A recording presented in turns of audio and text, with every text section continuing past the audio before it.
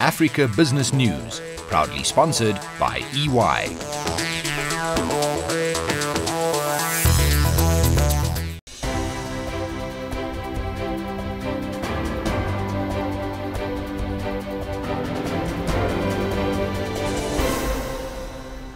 Africa, it is huge, it is diverse, and its business landscape fascinating and dynamic. And that's our business here on your favorite weekly African business stop in East Africa. Bonnie Tunya is our man in Nairobi. Didi Akinyelure has West Africa covered out of Lagos. And with me in Johannesburg is Christine Mondo. My name is Victor Homoeswana, and this is the Africa Business News. Bonnie, a lot is happening in your part of the world. Kenya Airways resuming their flights to Liberia at last. Tusk is getting ready for an IPO, which I'm sure you'll tell us about when it happens. But fill us in on the UAP-Old Mutual story. Insurance in Kenya continuing to grow, but the new entity changing personnel. Why? Well, Victor, we're in the season of M&As in East Africa, and this will continue for a pretty long time. But yes, Peter Mwangi has been the CEO of Old Mutual Kenya since October last year, and previously worked as a Nairobi Securities Exchange for a period of just about 6 years until his retirement. And he's been named to continue as the group CEO of the new outfit. Now, UAP Chief Executive, on the other hand, Dominic Kiare, opted to retire as the group sets to announce a new management team. Now, Victor, a lot of observers view the new outfit's combined assets, strengths and talents of the business, and they say this will provide customers with a comprehensive range of professional services from life to general insurance, banking and asset management and whatnot, and everything in between, Victor. Also worth noting that UAP Holdings in January suspended trading of its shares, which were moved to the over-the-counter market, and the combined business of UAP Holdings and Old Mutual will now list at the Nairobi Securities Exchange once the ongoing integration of the two businesses is completed. Obviously, very good move, strategically thinking, but Old Mutual got all the regulatory approval to acquire just about 60.6% stake in the UAP Holdings. So the mobile money innovation out of East Africa is continuing to be the source of conflict. I thought Safaricom hit a home run in bringing this innovation to Kenya, but other network operators are virtually demanding access to the same platform. Why can't they simply build their own, Bonnie? Well, Victor, that's a question everyone is asking. Why can't they just build their own? Because you see, Safaricom's dominance has been built over years. It wasn't given to them. But in this case, it's a case of being punished for doing well, isn't it? Now, Airtel Kenya is proposing to have Safaricom's money transfer system, M-Pesa, made accessible to other service providers so as to what they call equalize the market. Now, the company's chief executive officer, Adel El-Yousefi, claims that despite Airtel being among the major service providers in the country, it was on the verge of being run down, his words, by Safaricom's monopoly, an allegation that obviously Safaricom has rubbished. But also what is interesting is that this war has gotten the regulator in it, and Airtel says that almost all the mobile money transactions are done on the M-Pesa platform, and for one to access, they must have Safaricom line. Now, this is unfair for those subscribed to other networks. This is according to Airtel.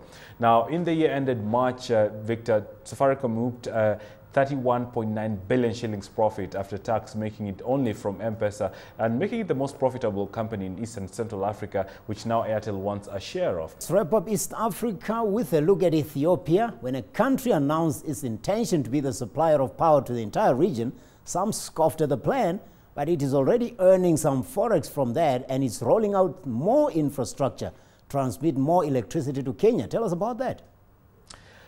Interesting, Victor, because I think Ethiopia will have to look for a new market for its electricity, because looking at Kenya's investment into geothermal in recent past, that has obviously boosted its output, and they are now looking at selling it to countries like Rwanda.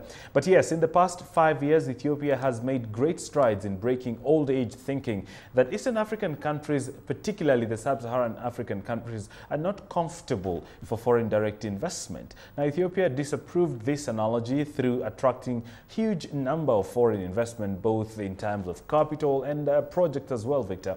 And the government has allotted due attention for the development and expansion of infrastructure, notably the dam that is being constructed, and big major projects like road, railways, hydroelectric power, and the like, and the construction and some of them are nearing completion. Now, owing to this, investors from the different corners of the world are coming to this country, Ethiopia. However, still there are concerns from different parties on the issues of cheap labor into this country, and that is a headache they might have for the next few days.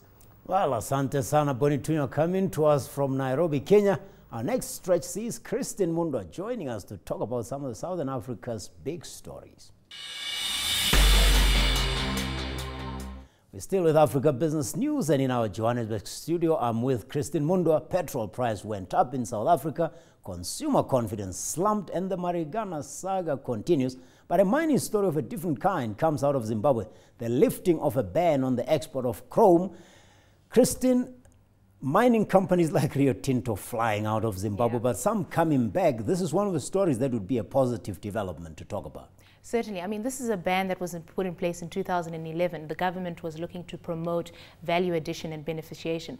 But in the process, the smaller players in the industry or in that particular sector were affected because they were vulnerable to the fact that the smelting companies were shutting down due to high electricity tariffs as well as the dropping chrome ore price. So it's gotten to a place where it's not making any sense. Submissions have been made to the Mines Ministry. And if you look at it, they say that this sector could potentially produce something like 35,000 jobs as well as an output of about 450,000 tons of chrome ore per month.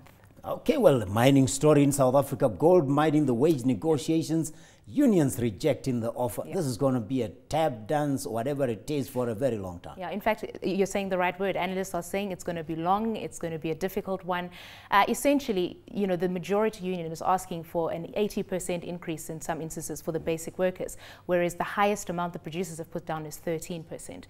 Now, the Secretary General of the the majority union said that, you know, if he would consider a 3-year deal, if 80% of his demands were met. So that just gives you an indication of perhaps how long this is going to be. And of course, the million-dollar question, even from the beginning, has always been, would there be a strike? I remember talking to the Chamber of Mines early before the wage talks started, speaking to some of the unions, and you know, the message is we will strike if we have to. So I think that's what people fear the most right now. So we're looking closely to see this third wage round and see how far that goes. Third wage round. How many rounds do we have of this wage negotiations? We wouldn't be doing justice to Southern Africa if we didn't talk about the tall or not so tall trains. Since then, PRASA has said that's a misunderstanding of what our business is about. It's a misunderstanding. There's no 600 million rand that was spent on trains that don't meet the regulations. What's the latest on this? Yeah, well, this is it. I mean, the chief executive of South Africa's passenger rail agency came out and said, you know, dismissing reports that came out at the weekend saying that the company had procured trains that don't fit the country's rail infrastructure. You can imagine people were angry about this. I mean, 600 million is no small amount. So it seems, well, he's talking about politics. He even went as far as telling us who the sources are that told the media this wrong information. So there's a lot going on there, but certainly it does require some more digging. But as of now, it has been denied that no such thing happens. So I think we'll look to see whether the trains actually really fit the rails. Like in Montana saying there's this time smoke without any fire. Next up, Didi Akinyelure in Lagos chats to us about West Africa. Didi, President Muhammadu Buhari has yet to name his cabinet, and attacks by Boko Haram are continuing, although his government claims to have things under control. Tell us about the new forex regulations, though, and why they are necessary now, or whether the Central Bank of Nigeria has means to control them or enforce them.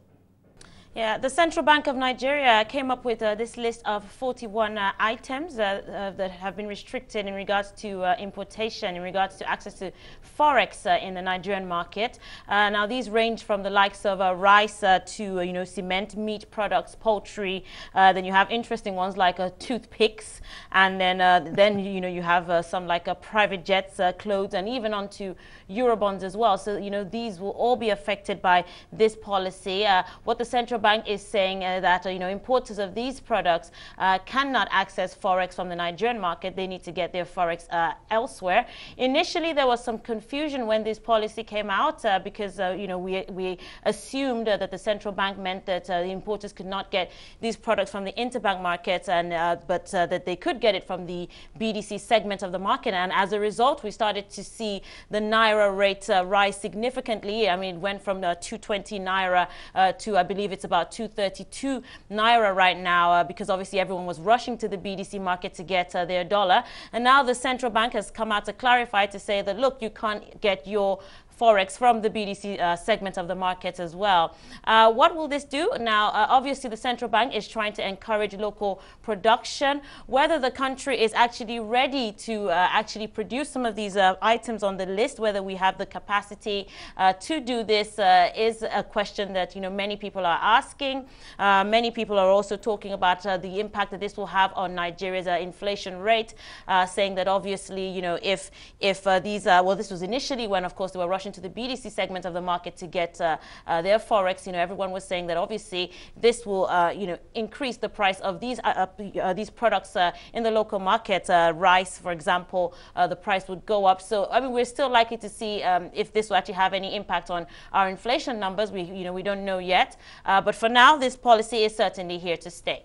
Control, they say, is a symptom of system failure. Yet another sign that Nigeria is the largest economy on the continent. German airline Lufthansa designating Lagos as the hub of its business in Africa.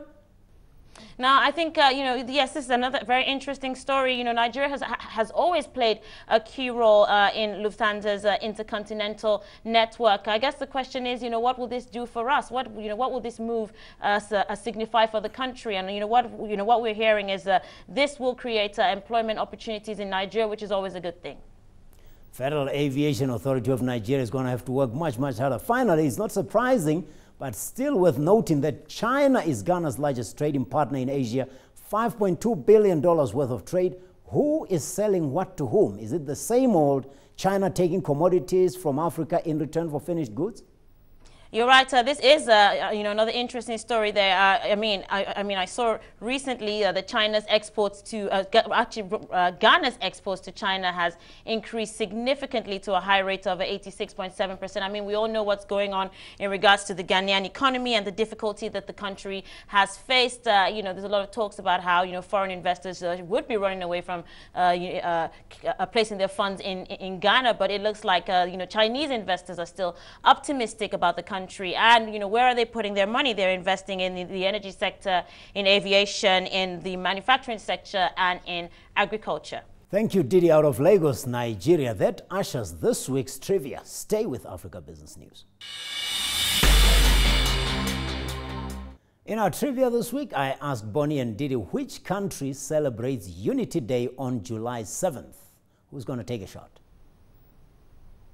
God, I have no idea. You have no idea of unity? How about you, Bonnie?